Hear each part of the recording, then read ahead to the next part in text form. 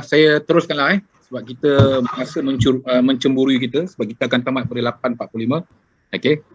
Maknanya isyak kita akan tamat kita punya kuliah pada malam ini selama 40 minit. Kita tak nak mengsia-siakan masa kita, insya-Allah.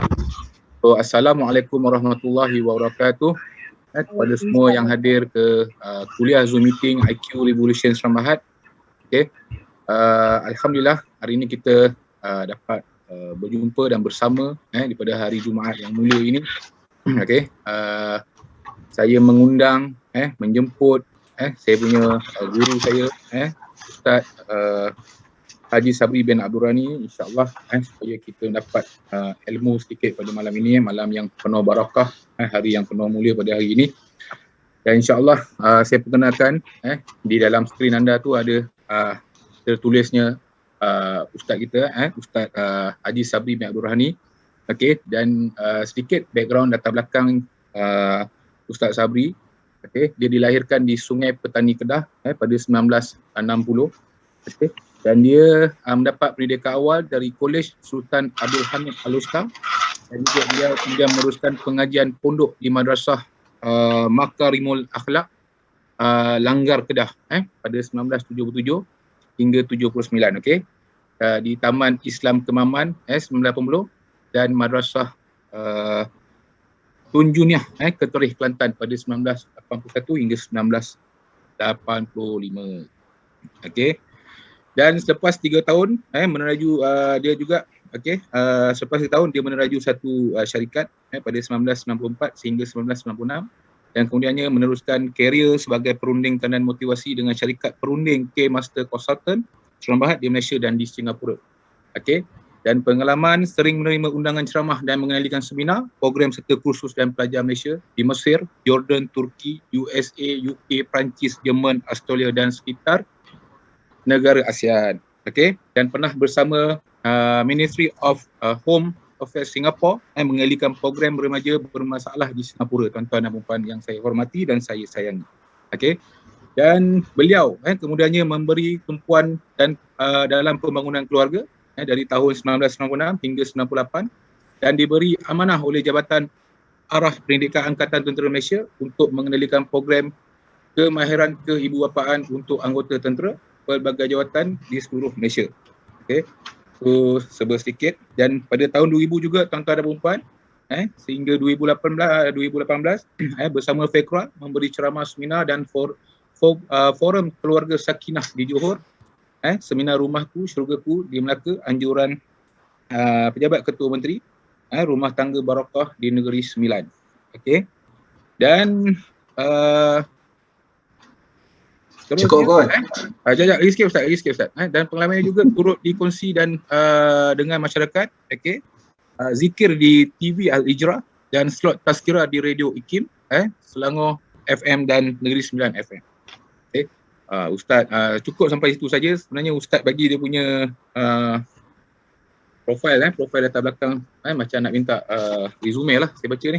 Okey, tapi inilah guru saya ketika saya berada di Madinah Al-Munawwarah. Saya berjumpa dan berkenalan bersama Ustaz Al-Fadil Ustaz Haji Sabri bin Abdul Rani di Madinah ketika saya menunaikan umrah dan juga di Mekah. Alhamdulillah, Ustaz yang sangat berfikiran terbuka dengan seorang anak muda yang hari ini berkepalanya yang agak yang akal sedikitnya Ustaz. Saya banyak juga belajar segala ilmuwan, segala banyak pertanyaan dengan Ustaz Sabri ni, insya-Allah. Jadi malam ni kita bertuah pasal kita hari ini dihadiri dengan insan yang luar biasa. Saya banyak juga follow Ustaz Haji Sabri ni.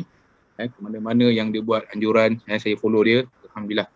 So semua belum dapat lagi mengikuti Ustaz Haji Sabri ni dengan training daripada tabung haji. Saya belum dapat mengikuti lagi, insya-Allah. Satu hari nanti saya akan ikut Ustaz Haji Sabri ni, insya-Allah. Okey.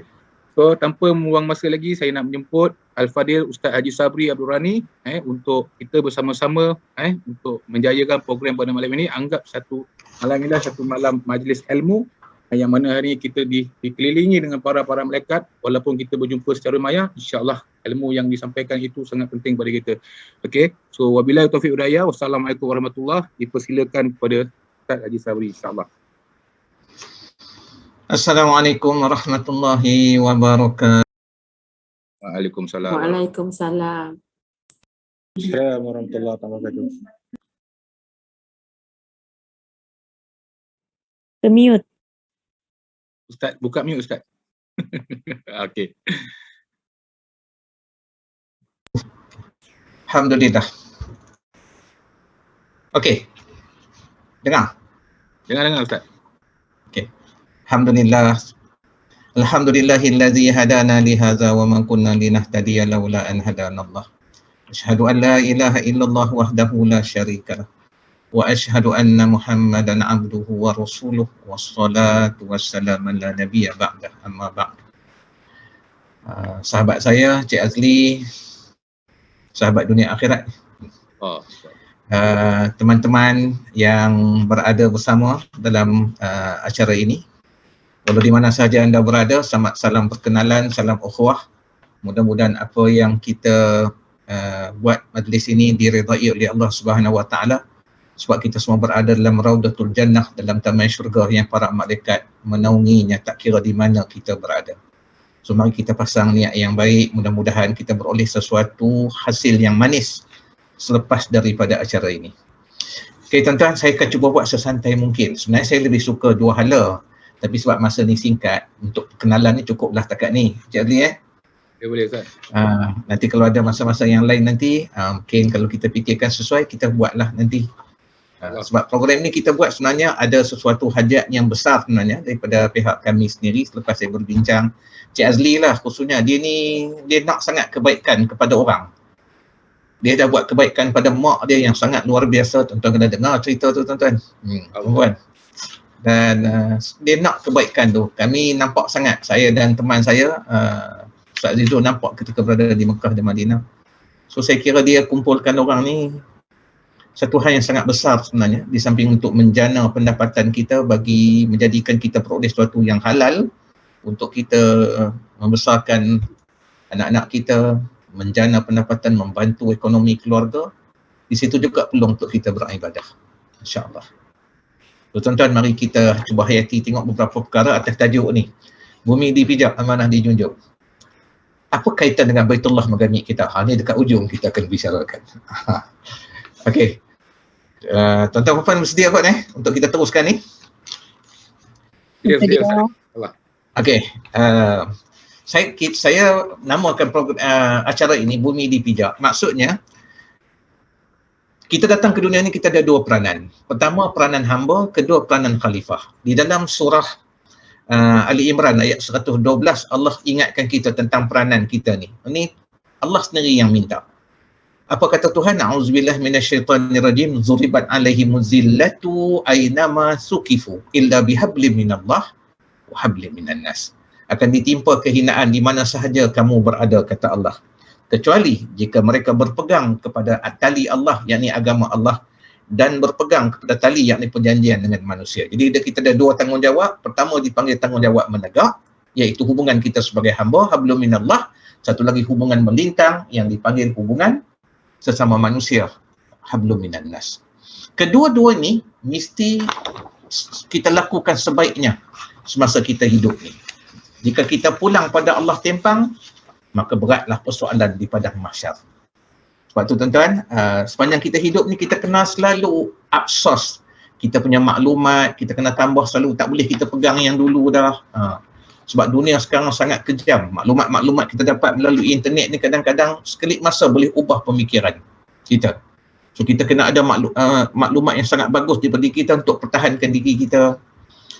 Dan kita kena upgrade selalu kita punya pengetahuan, kemahiran kita, sebab keadaan tidak seperti dahulu lagi. So mari kita lihat pada sudut ni. Okey tuan-tuan dan puan. Yang kedua dipanggil amanah dijunjung. Ni tanggungjawab apa? Tanggungjawab kekhalifahan, kepimpinan. Jadi kita namakan tajuk ni sebenarnya tentang dua peranan kita tu. Peranan menegak dan peranan melintang. Bumi dipijak sebagai hamba. Ingat, kita bukan pemilik atas apa yang kita ada. Kita hanya pegang amanah. Jadi kalau orang pegang amanah, dia buat apa dengan amanah tuan-tuan dan puan? Tentu dia jaga sebaiknya kan. Sebab bila diminta untuk pulang balik, dia kena pulangkan balik macam mana yang dia dibagi dulu. Kalau dia buat lebih baik, itu memang hebatlah dia. Sebab dia selalu update. Amanah dijunjung, tanggungjawab yang ada kepada kita. Tuan-tuan, puan-puan, tanggungjawab jangan anggap kecil. Tanggungjawab kepimpinan ni, ada anak dia kata apa? Macam anak kita, tuan-tuan, puan-puan, dia kata apa? Saya tak apa, saya bukan ada tanggungjawab pun, saya tak pimpin apa-apa pun. Kamu jangan kata begitu. Kamu ada mak kan? Kamu ada ayah kan? Macam mana kamu pimpin diri kamu jadi anak yang baik kepada mak dan ayah? Itu kepimpinan. Kalau kawan panggil, sekali dua terus loncat pergi jumpa kawan. Mak ayah panggil sampai 7 kali kadang-kadang tak datang. Sampai mak ayah kena pergi dekat dia. Tu ada cacat dah kat situ. Jangan ingat dia tak ada cacat walaupun dia solat.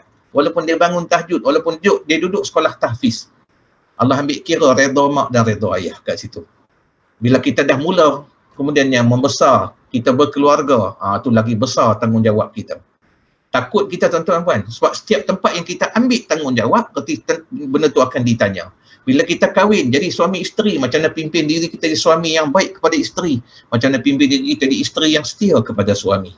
Dapat pula anak, macam mana pimpin diri kita jadi ayah dan ibu yang baik, sama kepada semua anak. Jangan anak terasa, segi hati memang kita tak boleh lawan. Ada anak yang kita condong betul kasih pada dia sebab dia baik betul dengan kita. Tapi ada anak lukakan hati kita. Tapi segi lahir tak boleh kita tunjuk. Alung, kenapa tak tengok anak? Tak boleh gitu. Cacat macam tu berat sebenarnya. Dan kita dilarang.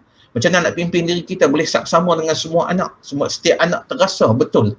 Mereka dapat sebaiknya kasih sayang daripada kita. Bukan senang tuan-puan. Lepas tu kita kerja, pimpin diri kita pula jadi pekerja yang baik. Jadi pula orang atas, macam mana pula kamu dengan orang bawah pimpin diri kamu. Allahu Akbar. Beli pula rumah, macam mana kamu pula dengan jiran sebelah menyebelah rumah. Pegang pula jawatan, setengah orang pegang PIBG, pegang pula jawatan kuasa taman. Lagi banyak beban kita ambil, lagi banyak tanggungjawab yang kita nak kena pikul. Sebab tu bahasa Melayu dia panggil tanggungjawab. Berartinya apa tuan-tuan? Kalau kita berani tanggung, kita mesti berani jawab. Jawab di sini dan jawab di sana. Berat. So, mari kita tengok sikit tuan-puan tuan-puan dah nampak kan kenapa pentingnya. Saya cuba nak bagi nampak the needs, keperluan kenapa program ini besar sebenarnya. Walaupun singkat, tapi mari kita buat sedikit analisa tentang apa yang kita pernah lalu sebelum ni. Dalam suasana pandemik macam ni, senang betul kita nak tengok ke dalam diri kita. Bila kita duduk di rumah, kita nampak tuan-tuan, macam-macam kita nampak. Yang selama ni kita fulfill the physical needs, keperluan lahir rumah, kita tak nampak, macam nampak serba cukup je semua, kita bagi seadanya. Bila kita duduk dalam rumah baru kita nampak perasaan tergugah. Tuan-tuan tengok orang bunuh diri sekarang kan? Besar tuan-tuan. Separuh sampai bulan Mei, Jun saja, dah berapa ramai? Kat 500 orang tuan-tuan. Tahun 2019, tahun 2020, 600 lebih sampai hujung tahun. Ini dah separuh, baru dah dekat 500 lah. Yang sedihnya, yang orang kita, yang ramai. Tak pernah jadi orang Islam melebihi orang bukan Islam. Kerana dia bergantung dengan Allah. Kenapa jadi tuan-tuan? Sebab dia hilang pergantungan. Tu kita takut tu, benda macam ni jadi kat kita. Orang kalau bunuh orang, satu bab jenayah. Tapi kalau dia bunuh diri dia sendiri, dia tak ada kesian kat diri dia. Sangat luar biasa. So, mari kita tengok tuan-tuan puan sekalian, mudah-mudahan kita jadi orang yang bagus betul dalam hidup. Kita boleh lalu semua suasana, apa saja iklim yang datang dalam hidup kita, susah, senang, suka, duka, masam, manis, pahit, tawa, kita boleh lalu dalam keadaan yang baik. Kerana kita tahu semua ni berlaku dengan kehendak Allah. Macam pandemik ni tuan-tuan puan. Allah tuan-tuan puan. Kalau Allah nak angkat boleh tak? Boleh tuan-tuan puan. Kita bangun dia pagi esok, tak ada apa dah. Sunyi, senyap, COVID tak tahu bagaimana. Orang yang sakit semua sembuh habis. Boleh tak Tuhan nak buat? Boleh je. Hak Allah. Tu kata bumi dipijak. Hak kita, hak Allah. Tak ada hak kita. Kita pegang amanah je. Tapi kalau Allah izinkan benda tu berada di kalangan kita, berarti apa? Dia berlaku dengan izin Allah. Allah nak kita belajar sesuatu. So, mari kita belajar. Mudah-mudahan kalau pandemik ni Allah angkat, dia dah berlalu, kita dapat jadi orang yang sangat luar biasa hidup kita. Ini adalah madrasah daripada Allah sendiri. Kalau kita tak sedar, rugi tuan-tuan. Sekolah daripada Allah sendiri, Allah datangkan untuk kita tengok semua sudut kita dengan Tuhan macam mana, kita dengan orang di dalam rumah kita macam mana. Inilah peluang untuk kita nak perhati. Kita dengan tanggungjawab kita dalam soal mencari rezeki, macam mana kita buat tuan-tuan, untuk menjana pendapatan dan sebagainya. Supaya nak pastikan kita hidup tu tidak meminta kepada manusia. Kita jadi orang yang bagus di semua sudut. Kita boleh bagus dengan Tuhan, dengan manusia. Kita boleh pula menyumbang daripada masa, tenaga, wang ringgit, malah jiwa kita kepada agama. Boleh tuan So mari kita tengok sikit di sini. Bila kita sebutkan tentang menjadi manusia yang baik di sudut menegak dengan Tuhan dan dengan manusia, kita nak tengok kat mana? Pertama sekali tuan-tuan puan, mari tuan-tuan puan, saya tunjuk benda-benda yang simple je. Macam mana kita nak tahu kita ni dah bagus dah? Orang bagus dipanggil apa? Orang soleh. Mereka dipanggil mukmin sebenar. Yang biasa-biasa ni tu dipanggil muslim. Setiap mukmin tentunya dia muslim. Tapi seorang muslim belum tentu dia mukmin sejati. Orang muslim ni syarat nak masuk syurga kena muslim. Setiap orang rasul datang berjumpa dengan umat dia, saat akhir sebelum mereka mati, mereka akan menyebut kepada umat-umat dia. Apa mereka kata? Wala tamutunna illa fa antum muslimun. Janganlah kamu mati melainkan kamu seorang muslim. Sebab orang Islam ni dia jahat macam mana pun selagi ada iman, dia akan tetap masuk ke syurga. Rebus, bakar, masak dalam neraka, akhirnya akan keluar masuk ke syurga. Untung jadi orang Islam. Tapi kalau boleh, kita tak nak masuk dalam neraka walau satu saat. Sebab dia berat, tuan-tuan. Satu saat dia berada dalam neraka tak padan dengan seluruh hidup kita habis kat dunia dia, walaupun dengan penuh nikmat. Kalau boleh tak nak. Nak kena jadi orang apa? Orang benar-benar beriman lah, mukmin. Dalam Quran, tak ada sepotong ayat Tuhan sebut nak tolong orang Islam. Jadi kalau tuan-tuan pun tengok orang Islam ni terhina, jatuh di kebanyakan tempat, dikonyok oleh musuh, bagaikan lauk yang sedap. Sebab peribadi dia tak ada contoh. Dia mudah goyang. Datang angin daripada timur ke barat, dia pergi. Datang angin pada utara ke selatan, dia lepas. Dia goyang macam lalang. Dia tak ada prinsip. Dia duduk bersama orang baik, jadi baik. Dia berkawan dengan teman-teman yang buruk, cakapnya mula kotor, forward, WhatsApp, sesuatu yang tidak wajar dibuat. So dia mudah goyang. Artinya dia tak boleh tarik pun orang di luar Islam kepada Islam. Diri dia sendiri pun tak kuat. Sebab tu Allah tak sebut nak bela. Sebab kelakuan dia hampir sama macam orang bukan Islam. Cuma lebih dia ikrar dia Islam. Orang terbaik tu pun orang yang berjaya siapa? Mukmin. Sebab tu dia katakan mukmin sebenar, hari ini lebih baik pada hari semalam. Hari esok lebih baik pada hari ini. Kerana setiap hari dia tingkatkan diri dia. Tu mukmin. Kerana dia berjaya letak diri dia sebaiknya. Sebab apa? Sebab dia ada visi dan misi dalam hidup. Tuan-tuan pun kena ada benda ni tau. Mesti ada. Visi kita sebenarnya nak jadi apa? Pertama nak jadi hamba Allah terbaik, yang kedua nak jadi khalifah dia yang terpuji. Berarti dengan Allah bagus, dengan manusia bagus. Mission dia, nak capai tu, dia kata apa? Jadikanlah apa saja kita buat jadi ibadah. Dapat pahala. Tuan-tuan, saya cuba contoh gini. Kata nak dapat pahala kat semua tempat macam mana? Yang kita faham semayang, puasa, tactical semayang, masjid, surau, kematian, perkahwinan, urus cara Islam. Yang lain-lain dalam kehidupan sehari-hari, daripada bangun tidur sampai tidur balik di malam hari, bawa kereta, berdepan dengan keluarga, duduk waktu makan, buat bisnes, kontak orang, tuan-puan, bina rangkaian, networking dan sebagainya, pujuk orang supaya dia dapat beli satu produk yang bagus. Semua ni macam nak bagi dia pahala, kita kena tahu KPI dia. Kita buat tu tak ada dusta, tak ada tipuan di situ. Yang terbaik untuk kita, kita bagi. Saya buat contoh ni, tuan-tuan perhati tahu, mark my word. Makcik di kampung, saya asal orang Kedah. Saya ingat tuan-tuan pun kalau pernah balik ke kampung, tak kira lah kita orang Sabah ke, orang Sarawak ataupun orang di Malaysia, orang di negara lain tu pun kita perhatikan. Orang tua-tua kita, kalau dia buat sesuatu, dia buat yang terbaik. Saya buat contoh di kampung. Kalau kita beli jemput pisang, tuan-tuan kalau makan jemput pisang di kampung-kampung ni, dia punya manis jemput pisang tu Masya Allah, sedap betul. Kita pegang pula dia lembut. Kenapa dia lembut? Sebab dia letak pisang lebih pada tepung. Kenapa dia buat macam tu? Sebab pagi tadi dia goreng dulu di rumah. Selepas dia lenyek pisang tu malam tadi, dia biar, esok pagi dia bangun, dia pun gaul dengan tepung tuan-puan, masukkan telur dan sebagainya, garam secukup rasa, kemudian dia pun jemput, masukkan dalam kuali. Siapa yang dulu makan jemput pisang dia? Suami dia, anak-anak dia makan. Sedap kan? Kemudian dia kata apa kat diri dia? Apa yang terbaik suami aku, anak aku makan, itu juga orang yang akan aku ambil duitnya patut makan. Artinya dia beri kepada orang apa yang terbaik, dia beri kepada keluarga dia. Sebab tu rezeki dia tak luar. Ni orang yang betul-betul menjunjung amanah. Bunyi dipijak, dipikul betul amanah. Dia jujur, dia tak ada wajah kepura-puraan. Tengok dia waktu siang, waktu malam, itulah wajah dia. Depan orang, di belakang orang ramai, dia bagi yang terbaik. Ni dipanggil mukmin sebenar. Hebat kan tuan-tuan kan? Baik, saya buat contoh lagi. Tuan-tuan perhati benda ni. Kalau kita solat, tuan-tuan tengok saya ni, Tengok saya dulu tau, saya nak tunjuk ni. Tengok ni, saya nak tunjuk ni. Tuan-tuan kena tengok ni. Sebab kalau miss benda ni, nanti kita akan terlepas. Dengar cakap saya tak nampak ni. Nak ambil wuduk, kita sing-sing lengan baju kita. Kita buka kopiah kita, lepas tu kita pergi ke tempat wuduk. Lepas kita ambil segala wuduknya, kemudian nak pergi solat. Saya tanya tuan-tuan perempuan, kita pernah tak tengok orang pergi solat dalam keadaan tangan dia masih macam ni? Kaki seluar yang dia angkat tinggi sebelah tu, dia tak jatuhkan pun. Dia terus pergi solat dalam keadaan macam tu. Kita pernah tengokkan orang macam tu? Soalan yang selalu orang tanya, sah tak sembahyang dia? Segi fiqh, sah. Sebab dia menutup aurat. Tapi segi adab, tuan-tuan puan, mukmin dia perhatikan adab. Bagi Muslim dia kata apa? Okey apa? Solat juga. Ada orang langsung tak solat. Tuan-tuan faham tak perbezaan Muslim dengan mukmin? Saya nak tunjuk segi tu. Segi adab dia. Tapi mukmin dia tak sanggup. Dia kata apa?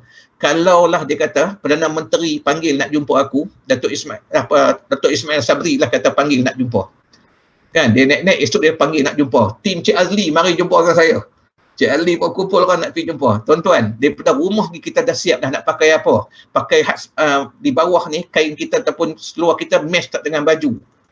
Sampai label macam tu kita akan ambil kira. Sikat rambut, tengok muka kita berminyak ke tidak. Tengok kasut kita berselut ke tidak. Nak pergi jumpa orang yang sama macam kita, kita buat yang terbaik. Nak pergi jumpa Allah yang kita nak minta segala-gala yang terbaik daripada dia. Kita ada masalah dengan isteri kita tak selalunya bagus, dengan suami kita tak selalunya tenang, dengan anak kita boleh terasa perbezaan. Kita rasa rezeki tak pernah cukup. Dengan jiran pun kadang-kadang jiran tak apa kenal kita. Masya Allah. Banyaknya hal yang berlaku dalam hidup kita ni. Kita nak siapa boleh selesai tuan-puan? Hanya Allah. Nak pergi jumpa Allah, solat tu sendiri doa. Kenapa kita pakai macam ni? Kemudian kita angkat tangan doa, kita minta, Ya Allah berilah syurga pada aku, lepaskanlah aku pada beban yang aku tanggung, tapi kita buat dengan cara tak beradab. Layakkah? Layakkah? Allah tolong kita. Masya Allah. Mukmin dia tak sanggup macam tu. Dia kata aku, Ya Allah. Sebab dia tengok hidup dia tuan-tuan. Saya buat contoh tuan-tuan kan. Tuan-tuan perhati tengok. Tuan-tuan pernah pergi makan kat gerai kan. Bila kita makan kat gerai, kita bawa family kita lah kata. Bila kita bawa family kita, kita makan kat gerai. Mamat tu mari ambil order. Lepas ambil order, dia masuk ke dalam. Lepas tu mari satu couple pula duduk kat meja sebelah. Dia ambil order, masuk ke dalam. Lepas tu mari pula 2-3 orang, kawan-kawan, budak-budak muda, 5-6 orang duduk pula kat meja sebelah, dia ambil order, masuk ke dalam. Lepas tu bila makanan keluar, pernah tak jadi tuan-tuan puan? Pernah tak jadi? Apa dia? Bila makanan tu sampai, tak sampai kat kita. Padahal kita duduk dulu. Dia pergi kat tempat couple tadi.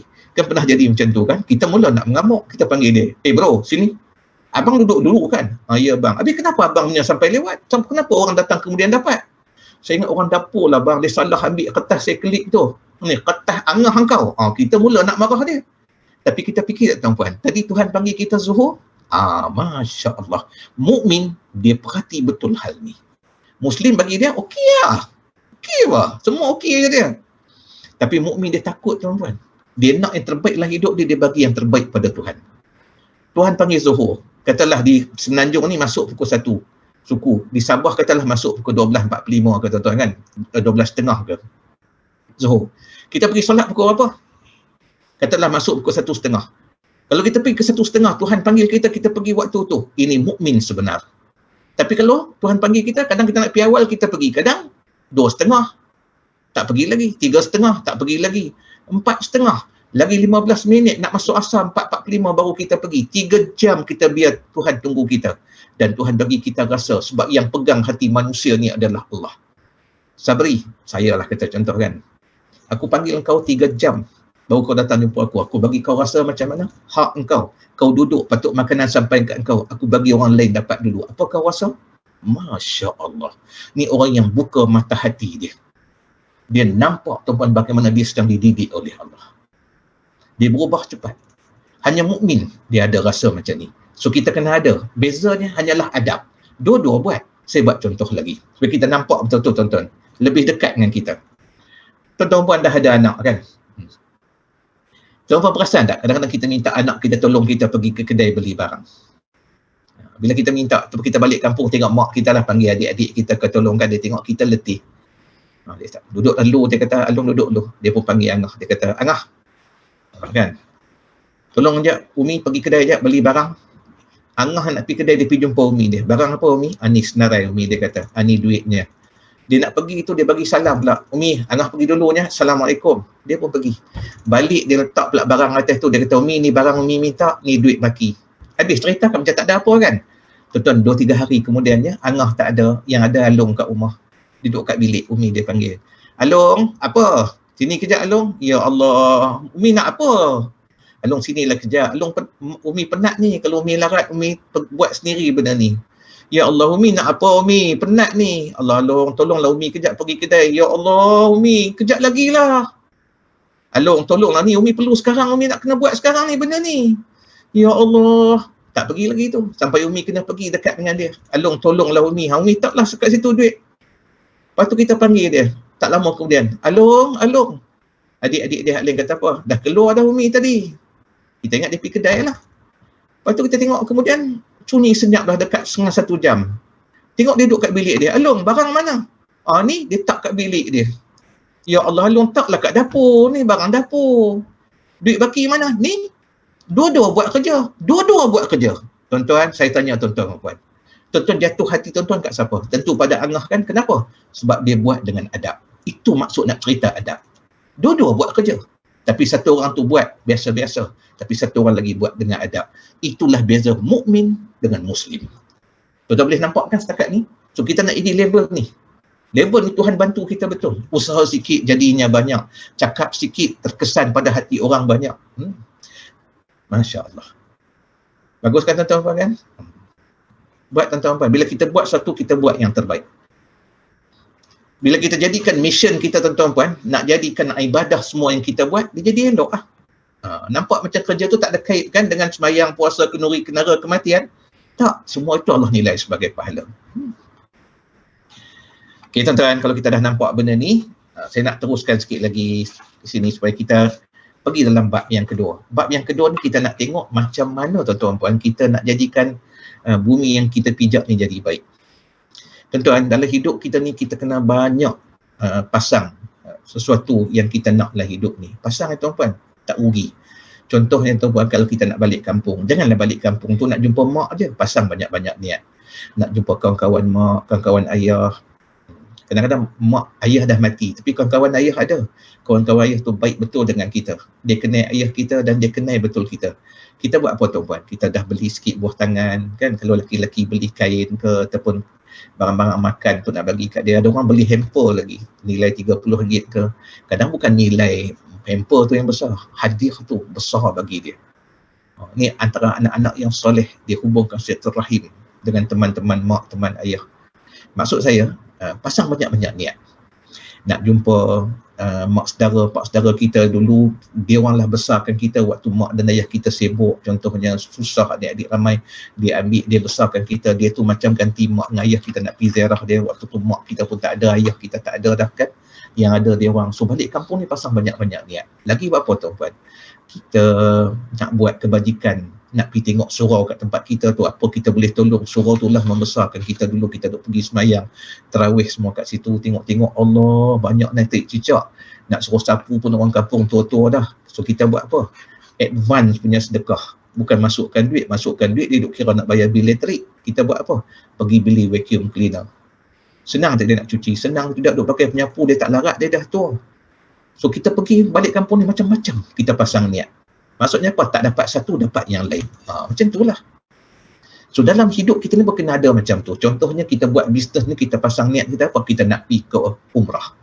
Sebab umrah ni digalakkan oleh Allah. Paling tidak sekali kita kena buat.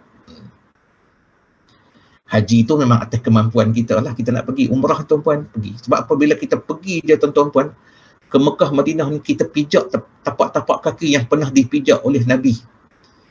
Masya Allah. Nabi Ibrahim, Nabi Ismail, kesan tapak kaki dia tu ada, aura dia ada. Jangan fikir situ ada Abu Jahal, Abu Lahab, memanglah ada. Tapi kita nak merasakan kesan memijak tapak-tapak kaki orang soleh. Jejak kaki Abu Bakar ada, jejak kaki Omar ada. Kan tuan-tuan? Seronok tuan-tuan. Kita pasang niat macam tu. Kita duduk sujud, tengok sejadah, tengok Kaabah kan. Tak nak rasa ke tuan-tuan pergi sekali. Orang pergi sekali pun nak pergi berulang kali. Kalau pergi, nak pergi tiap-tiap bulan. Kalau ada rezeki tuan-tuan. Pasang tuan-puan kan, kalau dah lepas pandemik ni diluluskan kita pergi tuan-puan, kita pergi betul kat sana. Dan kita pergi tuan-puan, kita pergi dengan modul. Maksudnya kita tak pergi saja-saja macam tu. Kita pergi lawat betul tempat-tempat orang yang hebat-hebat tuan-puan. Rumah Salman Al-Farisi, kita nak tengok mana dia rumah Salman.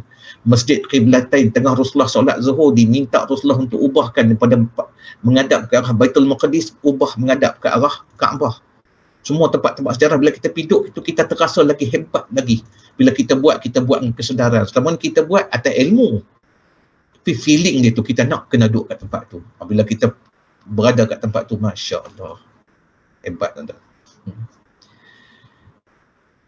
Kita tawaf kan, lepas tu kita sa'i tuan-puan, kita terasa Siti Hajar tu berlari naik bukit Safa dengan Marwah tu 7 kali tuan-tuan. Kita laluan dia nak bagi air minum kat anak dia tu. Kita terasa hebatnya seorang ibu, hebatnya seorang isteri ditinggalkan oleh seorang Rasul atas perintah Allah.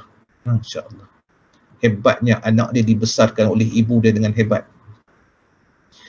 Kita pergi pula ke laluan ke Madinah tuan-puan, sampai kat sana tengok makam Rasulullah, memang kita menangis tuan-tuan. Betul tuan-tuan. Dapat semayang dekat Ar-Rawdah, salah satu daripada taman syurga tu ada kat situ tu. Di sana tuan-puan kita boleh tengok watak orang berbeza. Orang Madinah tempat Rasulullah duduk, beza watak dia, senyuman dia, akhlak dia dengan orang di Mekah. Berada di tempat sana tuan-puan, kita akan belajar banyak perkara. Memang bila kita balik, berubah peribadi kita.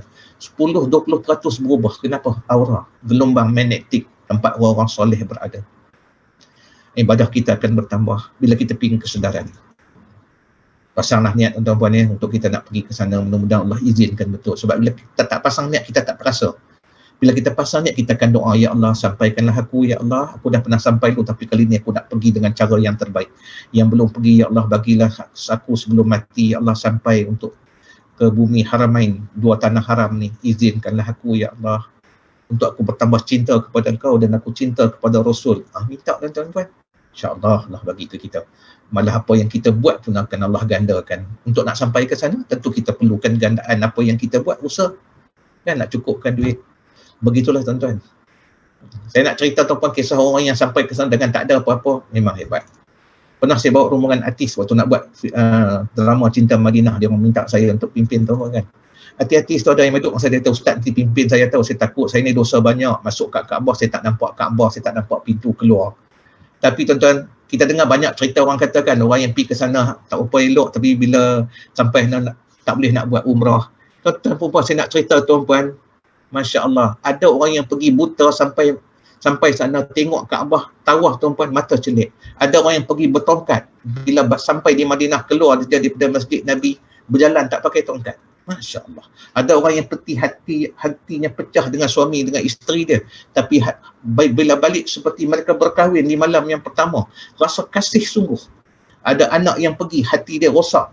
Tapi bila balik tuan-puan, dialah anak penghubung kasih antara sibling, adik-beradik. Sampai jadi bertaut lepas mak dan ayah tak ada. Berapa banyak kita kutip pahala bumi itu. Pasal niat tuan-puan, mudah-mudahan kita sampai ke sana jadi orang yang bagus dalam hidup ni. Dia tuan-puan, saya nak sebut sikit bab tu. Sebab nak cerita apa? Pasang banyak-banyak niat. Kita akan jadi bagus. Okay tuan-tuan? Selain daripada tu, saya nak sebut sikit di sini.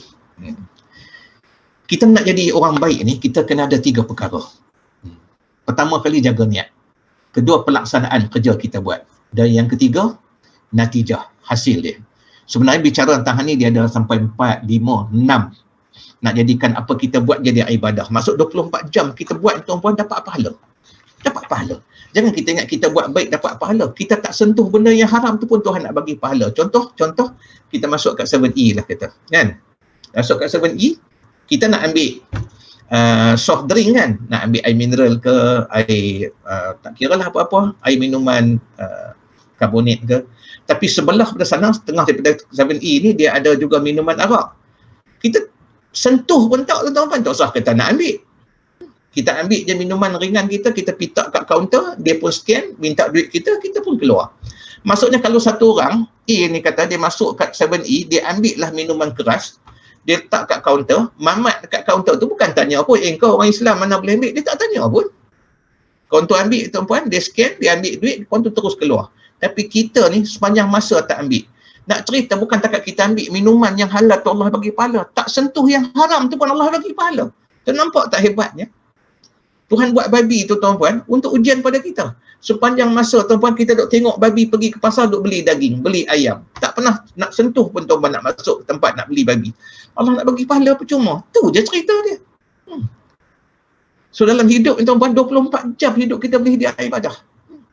Bukan dekat dengan kuliah macam ni, bawa kereta, duk bersama dengan anak, dengan isteri kita, buat bisnes, kontak orang tuan-puan, duk cakap dengan orang tu minta dia beli, 10 minit, setengah jam kita buat, semua tu Allah kira pahala. Dia tak beli lagi pun, tapi Allah nilai sebagai ibadah. Kenapa? Kita minta dia beli satu benda yang baik untuk dia, menambah kesihatan dia, contohnya, jadikan dia akalnya lebih baik, jadikan hidup dia lebih sihat. Semua tu Allah ambil kira sebagai pahala. Tapi satu, jangan kita menipu. Sebut apa yang kita boleh buat dan apa yang kita ada. Jangan tambah bila dia beli, tiba-tiba tak dapat benda macam mana kita janji dengan dia, dia kutuk kita, habis kita tuan-tuan. Tak berkat. Bila tak berkat, kita hilang banyak benda dalam hidup. Duit rasa macam dapat, tapi tak tahu pergi mana. Bukan tak tahu, kereta mudah rosak, anak sakit, mak ayah di kampung pula, telefon kita minta. Macam tu lah duit kita duk keluar balik. So hati-hati betul bab ni. Tuan-tuan dengar cerita makcik tadi kan? Kenapa dia jadi bagus? Kenapa dia boleh kumpul duit? Cerita dia panjang tuan-puan, sampai dia boleh pergi umrah banyak kali. Anak dia balik ke kampung, kadang anak ni dia duduk universiti dengan menantu. Duit tak cukup balik jumpa mak. Mak, Allah terlebih guna duit baru ni mak. Mak ada ke sikit, kamu nak berapa? Mak dia boleh keluarkan duit. Nega jemput pisang ni tuan-tuan. Kenapa? Berkat. Apa yang terbaik dia bagi pada keluarga, itu terbaik dia bagi pada orang. So kita kena ada yang tu. Dan boleh tuan-tuan ikut setakat ni kan, benda-benda macam ni kita ambil perkiraan sungguh. Kita sambung sikit tuan-tuan ya, kita ada masa sikit je lagi tinggal kita, lebih kurang dalam 10-15 minit. Saya harap saya sempat habislah semua ni. Jaga niat kita. Contoh saya nak sebut bab niat ni, tuan-tuan perhati ya. Jaga betul-betul tuan-tuan benda ni. Ni musim durian, di Semenanjung ni musim durian lah, rata. Tahun ni panjang pula musim, dia bersambung-sambung. Dulu dia serentak, tahun lepas. Tahun ni dia bersambung-sambung sampai sekarang tak habis lagi. Tuan-tuan tahu tak, pokok-pokok yang orang tanam yang usia 50 tahun, 70 tahun pun dah tuan-tuan. Orang yang awal tanam dulu dah mati dah. Atuk. Peringkat datuk lah. Lepas tu sambung ke ayah. Ayah ni pun tak tanam dah, kongsi hak atuk tu pun. Ayah tu pun mati, sekarang ganti dengan kita. Kita tu pula. 70 tahun dah usia. Waktu atuk tu tanam dulu, saya tanya tuan-tuan, saya pergi tengok kan kebun durian di Rauk, jumpa Cina-Cina lah banyak kat sana. Kalau di Sepang, kat Selangor nak pergi lepas pada KLA tu, India tanam durian. Pokok tinggi-tinggi ni, 30 kaki. Pokok lama. Orang Melayu kita tanam durian ni pun banyak lah, buah-buah kampung ni kan. Bila kita tanya, ke semua mereka sebut bahasa yang sama, yang pokok lama-lama ni. Kita tanam ni bukan untuk kita. Ni untuk anak cucu. Melayu cakap itu, Cina pun kata, kita tak tahu, kita tahu dia tahu berapa lama kita mau hidup. Ini untuk nantilah anak-anak kita lah sambung makan. India pun kata macam tu. Saya pun tak tahu, dia kata berapa lama saya mau hidup. Ini kasih cucu saya makan. Maksudnya orang ni dia buat niat dia apa? Bukan untuk dia, untuk orang lain. Sebab itu pokok tu tumbuh sesuai dengan niat dia. Masya Allah. Tuan nampak tak pengaruh niat ni? Pokok tu tuan-tuan, dia boleh jadi macam mana kita niat. Sebab kita niat untuk orang lain, dia jadi begitu. Sekah, patah dahan, berbuah lagi dekat tepi tempat yang patah. Saya nak cerita tuan-puan kisah benar ni. Kawan-kawan saya kan, teman-teman saya yang balik ke kampung di Jeniang, satu tempat daerah di Kedah. Tanah tu subur untuk nak tanam pokok-pokok buah-buahan ni. Dia orang jual tanah tu 1 ekar. Untuk nak buat rumah, suku ekar. Lagi 3 suku ekar tu dia dah tanam siap-siap dah. Pokok durian, berapa pokok. Durian-durian kelun ni. Rambutan, jenis 4 tahun, 5 tahun dah berbuah, manggis, cempedak, keliling rumah ni. Masya Allah. Ada kawasan taman sikit lah untuk nak duduk, nak besarkan rumah ke. Bila kita tanya ke orang hak beli tanah ni, kan, kita tanya dia, untung beli rumah dah ada siap dah dusun semua. Kebanyakan kita tanya dia kata apa? Dia kata, senang dia kata, boleh makan sendiri. Dia sebut apa tuan-tuan? Boleh makan sendiri, tak payah beli. Maksudnya apa? Untuk dia. Wallah tuan-tuan puan. Bila kita niat untuk kita, pokok tu berbuah 2 musim, patah dahan. Baru tuan-tuan, tinggi bumbung rumah kita aja patah dahan. 2 musim patah, 3 musim patah. Kenapa? Kita niat untuk kita, dia tumbuh sesuai untuk kita. Masya Allah. So betapa pentingnya luruskan niat. Bila buat selalu kita niat. Kita nak cari rezeki betul, jangan fikir kita nak dapat untung untuk kita. Niat nak bagi juga kebajikan untuk orang lain. Nescaya kita dapat tu kata berkat tu. Okay, tuan-tuan Ini penting bab ni. Pelaksanaan yang kedua. Nak bagi kerja kita semua apa kita buat jadi ibadah. Pelaksanaan, benda yang kita buat tu, buat sebaiknya. Jangan buat kurang. Kita patut buat baik macam makcik yang jual jemput pisang tadi. Buat sebaiknya. Jangan bagi kurang kat orang. Kalau kita boleh bagi yang terbaik. Saya buat contoh. Contoh saya nak buat ni. Tuan-tuan tengok ni. Kita boleh nampak tak? Saya nak tunjuk ni. Kan? Cuba tengok ni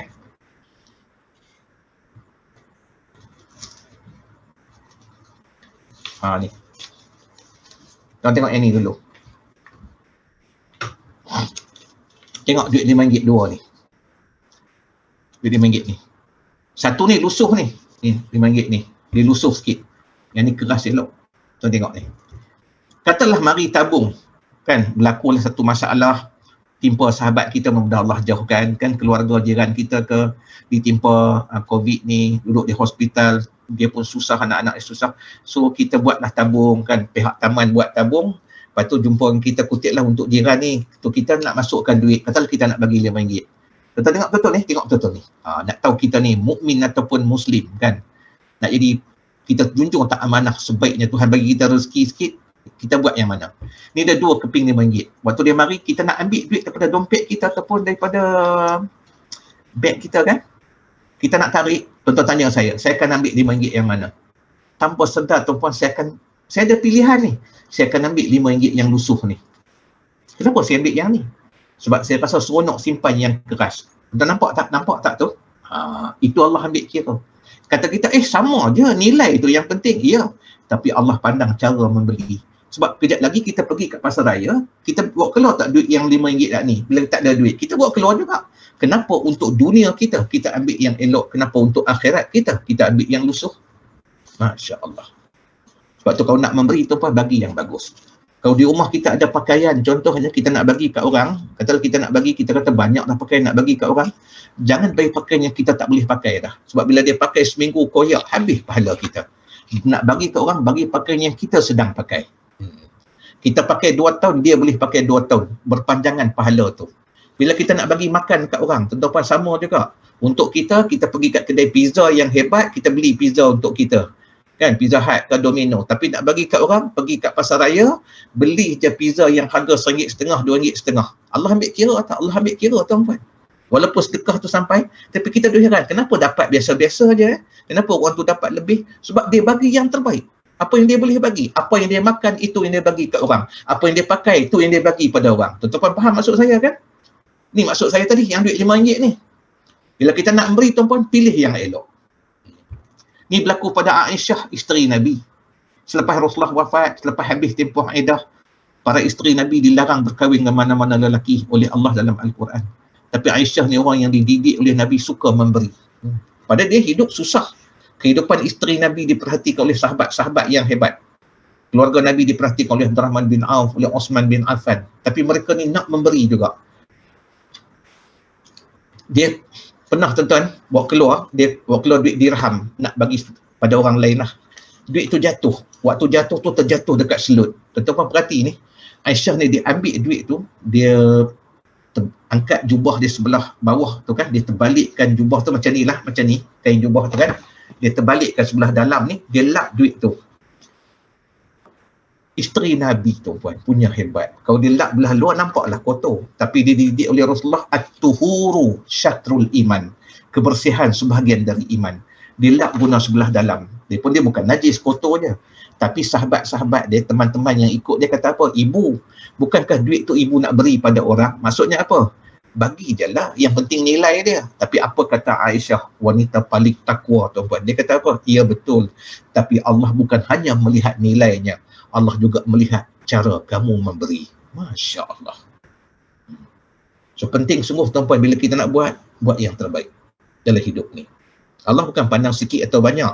Manusia tak. Kita bagi mock-up check kan, kita buat TV ambil 100,000 kita bagi, hebat. Tapi tak, Allah menilai pahala tu ikut berat kita menanggung. Kalau RM1 kita duk bagi masuk dalam tabung tiap-tiap hari kan, suasana pandemik tak boleh keluar, tapi dia buat tabung subuh. Nak masuk setiap hari yang penduduk masuk kat surau. Nanti sebulan sekali dia pergi hantarlah kat surau ataupun transfer dalam akaun. Dia keluar dia tu tinggi nilai berapa, dia transfer dekat akaun surau ke, rumah anak yatim ke, sekolah tahfiz, mana-mana lah dia nak bagi kan. Dia buat kenapa? Tiap-tiap hari dia nak memberi juga. Jangan kata sebulan nanti pergi bagi je lah jumlah. Tiap-tiap hari kita duk bagi RM1, RM30, tiap-tiap bulan masukkan 30. Dia tak jadi tabiat. Buat tiap-tiap hari. Bila kita buat tiap-tiap hari, sifat pemurah tu akan timbul dalam diri kita. Dia akan duduk. Sebab apa? Kita bajakan dia, kita siramkan dia. Kalau bagi sebulan sekali, dia tak jadi tabiat. Walaupun jumlahnya sama. Tuan-tuan faham tak maksud saya? Cara memberi itu. Kita kena latih diri kita sebab dia tak muncul sendiri benda ni. Dalam suasana pandemik ni, anggap dia madrasah yang Allah sedang didik kita. Proses kita nak jadi orang baik. Tak dapat pergi masjid, masjidkan rumah kita. Buat suasana jemaah tu ada di rumah kita. Perempuan kalau ada suami kan rasa payah, perempuan siap dulu untuk dia. Letak tempat imam tu untuk dia. Lama-lama dia segan, dia diri juga sembahyang dengan kita. Sebab suami ni dia ada ego dia. Dia payah betul kadang-kadang setengah suami itulah. Kan? Anak-anak kita. Tapi kita biasa je buat. Dan lama dia datang, bang, semayang jemaah bang, nak rasalah jemaah. Sebab kita tak tahu doa siapa yang Allah akan makbul. Kadang-kadang suami angkat tangan yang aminkan isteri. Berkat doa isteri tu yang Tuhan suka, Tuhan kabulkan semua hajat orang yang minta. Kadang anak-anak kita, anak tu bagus betul. Dengan sebab dia hadir, dia angkat tangan, dia aminkan. Sebab dia kurang dosa berbanding kita. Allah suka dekat dia. Dengan sebab dia amin, Allah makbulkan semua hajat kita. Itu fadilat buat jemaah. Barulah lepas daripada pandemik ni, kita jadi orang yang suka berjamaah. Anak kita suka berjamaah di masjid surau. Kenapa? Sebab kita masjidkan rumah kita. Ni cara jadi orang yang level dia mukmin sejati. Dia buat dengan adab. Dia buat bersungguh-sungguh. Pelaksanaan tu, masuk bab tadi. Niat dah betul, pelaksanaan buat sebaiknya. Boleh tuan-tuan ni? Dan yang last kali tuan-tuan, dah tak cukup dah Cik Azli. 8.46 lah. Apa Ustaz? Kita okey lah Ustaz ya? 5 minit lagi boleh 10 minit Ustaz, 10 minit. Pula dah. Okey, tuan-tuan tengok ni kejap. Okey. Natijah dia. Hasil dia akan jadi baik dengan sendiri. Sebab kalau niat kita jaga, pelaksanaan kita jaga, kita dapat tu orang panggil berkat. Berkat ni sesuatu yang bertambah di atas pahala. Contohnya kata kita buat sembahyang sunat kan. Sunat rawatib kita istiqamah dapat pahala. Kita buat duha dapat pahala kan. Kita baca surah Al-Mulk tiap-tiap malam lepas Isyak dapat pahala kan. Kita buat sedekah tiap-tiap pagi dapat pahala. Tapi bila kita buat istiqamah, Tuhan bagi berkat. Berkat tu apa? Dia bertambah atas pahala. Contohnya doa mudah makbul. Anak-anak kita belajarnya mudah, walaupun dia tak pandai, bukan semua masuk universiti, tapi anak kita jadi orang. Betul tuan-puan, saya tengok orang yang jaga semua benda-benda macam ni kan, Masya Allah natijah dia. Anak dia pun, bila dia dapat, Allah bagi hati dia lapang. Sebab anak kita bukan semuanya sama. Ada orang cerdik, anak kita cerdik akal, tapi akhlak dia kurang. Ada anak kita akhlak bagus, akademik pula kurang. Ada anak kita, dua-dua bagus, akademik bagus, akhlak bagus, tapi selfish, pentingkan diri. Kita nampak tak sama Tuhan buat. Sebab Tuhan nak kita mengadu dengan Allah dulu. Ya Allah, anak aku begini, tolonglah. Allah nak dengar suara kita mengadu. Allah bagi juga. Tapi ada orang tuan-puan, Allah tak bagi pun. Anak dia sampai ke sudah tak cerdik macam mana abang, macam mana kakak dia ada. Tapi mak dia, ayah dia bagus. Dia kata, mak, Alung, Ucu tak pandai. Macam Abuk, macam Alung, macam Angah, macam Alang. Ucu tak pandai dah. Allah, Ucu nak jadi apa ni? Tak apa. Ucu nak mak jadi budak baik je, pergi je sekolah. Belajar je. Allah nak bagi lain ke Ucu. Rupanya, bila mak, salah satu pada mak ataupun ayah dia bedridden, kena stroke, tersadai atas katil. Saya jumpa dah budak ni, 13 tahun tuan-puan, angkat mak pergi bilik air, mandikan mak, salin, diapers, basuh. Masya Allah. Sabunkan mak, angkat balik, bawa pergi ke bilik. Aurat tu mak dia tak nak orang lain nampak. Dia je 13 tahun jaga mak. Bertunang 2 kali, putus tunang. Tunang pun tak mau kahwin, takut kena jaga mak mertua. Tapi dia ni, Masya Allah. Sampai abang-abang dia balik rumah adik-adik dia kan, keluarga dia kalau balik rumah kata apa kat dia, Ucu, kalau Ucu masuk syurga dulu kami tak kecil hati. Ucu masuklah Ucu. Sebab tengok hebat dia jaga mak dia ni. 13 tahun. Hebat kan tuan-tuan? Kenapa jadi macam tu? Sebab mak dia besarkan dia dengan rasa macam tu. Pindah pergi kepada anak jadi bagus. Tapi kenapa mak dia macam tu? Saya cerita kisah penutup di sini tuan-tuan. Mak dia rupanya lepas pada kematian suami, dia suka buat satu kebajikan. Tiap-tiap malam Jumaat di kampung saya tu memang dia orang buat baca Yasin. So tiap-tiap kali baca Yasin ada je orang buat makan lah. Kan tempat kita pun ada kadang. Sekarang ni orang baca surah Kahfi, macam-macam lah orang buat kan malam Jumaat. So tempat kampung saya dia buat baca Yasin. Lepas habis baca Yasin tu lepas Isyak makan-makan lah. So mak dia suka buat apa tuan-tuan? Dia suka buat sirap. Dia beli gula dalam 2 kilo, dia buat dalam satu bekas, tiap-tiap minggu dia pergi hantar. Sampai orang masjid pun tahu dah. Dia kata, sirap tak payah buat lah, kita nak buat air panas je. Sebab sirap nanti hajahkan bawa, anak dia akan bawa. Siapa dia anak dia bawa tu? Hak bongsu tu lah. Sebab dia duduk di rumah, dia tak apa pandai, tak lepas pergi mana-mana, dia duduk di rumah lah. Dia membesar pun di kawasan situ, kerja-kerja biasa-biasa je. Tiap-tiap hari Khamis petang, ucu ni akan pergi hantar lah ke masjid. Tapi tuan-puan bila hari mak dia stroke, orang masjid tak dapat dah sirap. Tapi nak cerita apa jadi tuan-puan. Ucu ni dia berhenti kerja, dia kata dia nak jaga mak dia aja. Kita kata hebatnya dia 13 tahun jaga mak, syurga lah untuk dia. Ya betul. Tapi nak cerita apa? Macam mana Ucu boleh dia macam tu? Mak dia yang hebat. Apa mak dia buat? Mak dia duk pergi hantar ke rumah Allah. Memberi tu, memberi. Allah bukan pandang banyak atau sikit. Kamu boleh bagi apa? Dia niat dia bagi sirap tu, dia niat untuk suami dia. Pahala untuk suami yang mati, yang jadikan dia isteri yang baik, jadikan anak-anak semua membesar dengan baik, cari rezeki yang halal. Dia niat untuk suami dia. So dia duk pergi bagi anak dia, duk pergi hantar ke masjid setiap hari tuan-tuan. Anak itulah yang jaga mak. Setiap orang ada kelebihan dia. Okay tuan-tuan, mudah-mudahan tuan-tuan jagalah niat, jaga pelaksanaan, insya-Allah natijah akan menyusul dengan natijah yang baik. So mudah-mudahan tuan-tuan kita jadi orang yang bagus dalam hidup ni, orang yang dipelihara Allah. Daripada sebarang bentuk fitnah yang melanda di akhir zaman ni sangat menakutkan tuan-tuan kan. Kita minta Allah jaga kita. Allah sihatkan kita sampai hari kita bertemu dengan Allah. Allah sembuhkan ahli keluarga kita yang jauh dan yang dekat, sahabat kita, jiran kita, umat Islam umumnya, tuan-tuan yang kena pandemik ni mudah-mudahan Allah sembuhkan. Mana-mana yang dah pergi mendahului kita, mudah-mudahan Allah ganjarkan mereka dengan syahid. Kan Allah ampunkan dosa mereka, jadikan tempat tinggal di sana jauh lebih baik daripada dunia pernah mereka duduk dulu. Allah beri kesabaran pada ahli keluarga mereka. Mudah-mudahan tuan-tuan Allah jadikan kita dapat menerima ketentuannya dengan baik dan dapat hidup dengan cara yang terbaik. Mudah-mudahan nanti Allah berikan jalan keluar pada kita yang lebih baik daripada sebelumnya. Tuan-tuan ingat pasang niat tuan-tuan. Tuan-tuan, target kita nak sampai di Baitullah. Tu vision kita buatlah mission kita sekarang dengan jalan yang terbaik untuk sampai ke sana. Semata-mata tuan-tuan nak mengejar tempat yang utama untuk kita beribadah. Sama macam 100,000 tuan-puan ganjaran dia. Kita sembahyang di tempat yang duduk di Madinah pula tuan-puan, nak duduk tempat Rasulullah duduk di situ lagi tuan-puan. Kita duduk kat mana pun tu memang tempat sahabat-sahabat Nabi duduk. Allahu Akbar. Dekat 60-70 orang rumah-rumah sahabat Nabi keliling masjid tu dah jadi masjid Nabi dah. Allah. So kita akan duduk tempat-tempat dia orang duduk. Berkat dia masya-Allah. Allah. Kita pada so mudah-mudahan Allah merahmati kita semua. Saya doakan tuan-tuan puan, Cik Azli dan tim semuanya, mudah-mudahan Allah berikan rahmat dan keberkatan dalam hidup ni. Ada permintaan Ustaz. Ustaz, kita boleh tak minta doa Ustaz, doa sikit untuk kami ni Ustaz, untuk sampai ke Baitullah insya-Allah. Okey. Kita minta doa Ustaz sikit. Baik. Mudah-mudahan ada orang yang baik-baik sini diaminkan doa kita, Allah makbulkan. InsyaAllah Ustaz, sebab ada di kalangan kita ni ada yang sakit, ada yang kehilangan ibu dan ayah, ada yang kuarantin, ada yang jaga ayah dan ibu Jadi kita minta. Baik.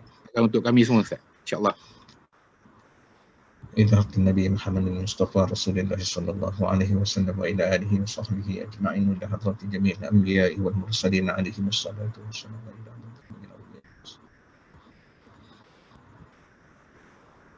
Al-Fatihah. A'udzu billahi minasyaitonir rajim. Bismillahirrahmanirrahim. Alhamdulillahi rabbil alamin arrahmanir rahim maliki yaumiddin. Iyyaka na'budu wa iyyaka nasta'in. Ihdinas siratal mustaqim. Siratal ladzina an'amta 'alaihim ghairil maghdubi 'alaihim waladdallin. Amin.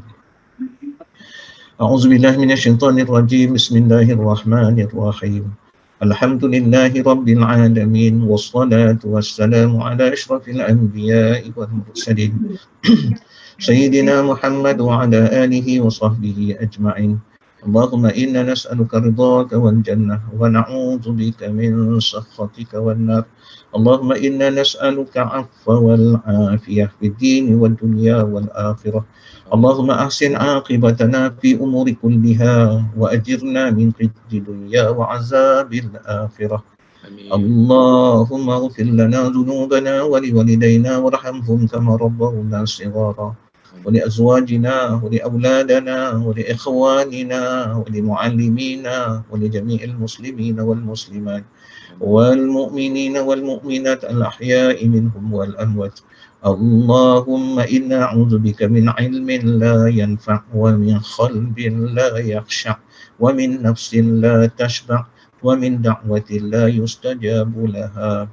اللهم إنا نعوذ بك من البرص والجنون والجذام ومن سيء الأسقام. اللهم إنا نعوذ بك من العذاب جهنم ومن عذاب القبر ومن فتنة المحيا وممات ومن شر فتنة المسيح الدجال. Allahumma ya Allah, kami bermohon padamu ya Allah di malam yang berkat, di hari Jumaat ini ya Allah, Amin. pada Muharram ya Allah, agar Engkau ya Allah mendengar suara kami, mengabulkan hajat kami. Amin. Ya Allah ya Rahman ya Rahim, ampunilah kami, maafkanlah kami dan terimalah taubat kami. Pimpinlah kami pada hari-hari mendatang agar kami sentiasa berpegang dengan kalimah La ilaha illallah Muhammadur Rasulullah. Amin. Ya Allah, cekalkanlah kami melalui kehidupan ini dengan menjunjung tinggi perintah-Mu. Jauhilah kami ya Allah, jauhilah kami daripada jalan kekotoran, jalan keji lagi haram. Allahumma ya Allah, pastikanlah rezeki yang kami perolehi ya Allah, rezeki yang halal lagi berkat. Jauhkanlah kami pada rezeki yang haram maupun syubhat. Allahumma ya Allah, anugerahkanlah kepada kami keluarga yang bahagia dan membahagiakan, anak-anak yang soleh dan berbakti. Kurniakanlah pada kami kesihatan ya Allah, kesihatan pada lahir dan batin, pada badan dan akal, untuk manfaat agama, kehidupan, keluarga, dunia dan akhirat. Allahumma ya Allah, kami mohon padamu, kurniakanlah kepada kami ya Allah jalan hidup orang-orang saleh. Amin. Kurniakanlah kepada kami ya Allah cita-cita kami untuk sampai ke Baitullah. Amin. Izinkanlah kami memijaknya ya Allah. Izinkanlah Amin. kami beribadah di sana. Sampaikanlah Amin. hajat kami ini ya Allah atas Amin, kecintaan Allah. kami kepada agamamu, kecintaan kami kepada Rasulmu. Amin. Izinkanlah ya Allah. Allahumma ya Allah, kami mohon padamu agar Engkau berikan kepada kami ya Allah sakinah dan saadah dalam hidup. Engkau ya Allah jadikanlah iman kami iman para muttaqin. Ikhlaskanlah amalan kami. Pimpinlah hidup kami ya Allah agar kami dapat berbuat kebaikan yang banyak padamu dan bakti sesama manusia. Rabbana ya Allah, Rabbana atina fid dunya hasanah wa fil akhirati hasanatan wa qina azabannar. Kami mohon padamu ya Allah agar wabak yang datang ini ya Allah Engkau jadikan kami dapat jauh daripadanya. Andainya ya Allah diri kami, ahli keluarga kami yang telah terkena wabak ini Engkau sembuhkanlah mereka, kembalikanlah kesihatan mereka lebih baik daripada sebelumnya. Ya Allah, demikian kami pohonkan untuk jiran-jiran kami, Ya Allah, ahli qaryah kami, Ya Rahman, umat Islam umumnya, Ya Rahim. Amin. Ya Allah, andainya di kalangan mereka telah pulang kepadamu di atas wabak ini, Kau ampunkanlah mereka, ganjarilah mereka dengan sebaik-baik ganjaran. Berikanlah kedudukan yang utama di sisimu, Ya Allah. Sabarkanlah adik keluarga yang tinggal. Rabbana taqabbal minna salatana wa a'malana wa taubatana wa du'aana innaka antas sami'ul alim wa tub 'alaina innaka antat tawwabur rahim. Wa sallallahu ala sayyidina Muhammad wa ala alihi wa sahbihi ajma'in walhamdulillahi rabbil alamin. Amin. Allah bina. Sila Cik Azli, saya serah balik majlis ni. InsyaAllah Ustaz. Okey. Terima kasih kepada Ustaz Haji Sabri, insyaAllah dengan waktu yang singkat ini insyaAllah saya nampak hari ini ramai rata-rata yang inginkan lagi ilmu-ilmu daripada Ustaz, insyaAllah satu hari nanti kita akan buat lagi satu majlis, kita akan menjemput saya punya Al-Fadil Ustaz Haji Sabri ni untuk bersama dengan kita. InsyaAllah Ustaz, kalau Ustaz ada berkelapangan, insyaAllah kalau sudi bersama dengan kita pada hari ni lagi, insyaAllah saya akan jemput lagi pada Ustaz Sabri ni, insyaAllah. Okay. Dan mohon juga doa pada Ustaz supaya misi dan visi saya seperti yang saya cakap pada Ustaz, saya bawa misi saya untuk ke Baitullah bersama saya punya jemaah hari ni yang datang pada malam ini. Inilah saya punya jemaah saya yang saya betul-betul nak bawa untuk bersama untuk menunaikan umrah kita ke Baitullah ni, insyaAllah. Allahumma razukna, rezekikanlah ya Allah kami. Amin, amin, amin ya Allah. Inilah saya perlukan doa dan kekuatan untuk semua ni, insyaAllah. Okay, Ustaz. Jadi saya ucapkan terima kasih kepada Ustaz, insyaAllah segala hari ini untuk ilmu pada kita yang bermanfaat pada malam ini. Kita akan buat sebaik yang boleh, niat yang bagus, niat yang cantik-cantik daripada permulaan niat. InsyaAllah kita akan buat sama-sama, dan saya berterima kasih kepada yang hadir pada malam ini memeriahkan majlis kita pada malam ini, insyaAllah. Okay. Jadi itu saja dari saya Ustaz. InsyaAllah ada kelapangan, insyaAllah kita akan berjumpa Ustaz. InsyaAllah. Baik, Okey Ustaz, itu saja kita bersama sampai di sini saja, insyaAllah. Kita jumpa lagi di waktu yang akan datang. InsyaAllah. Terima kasih Ustaz.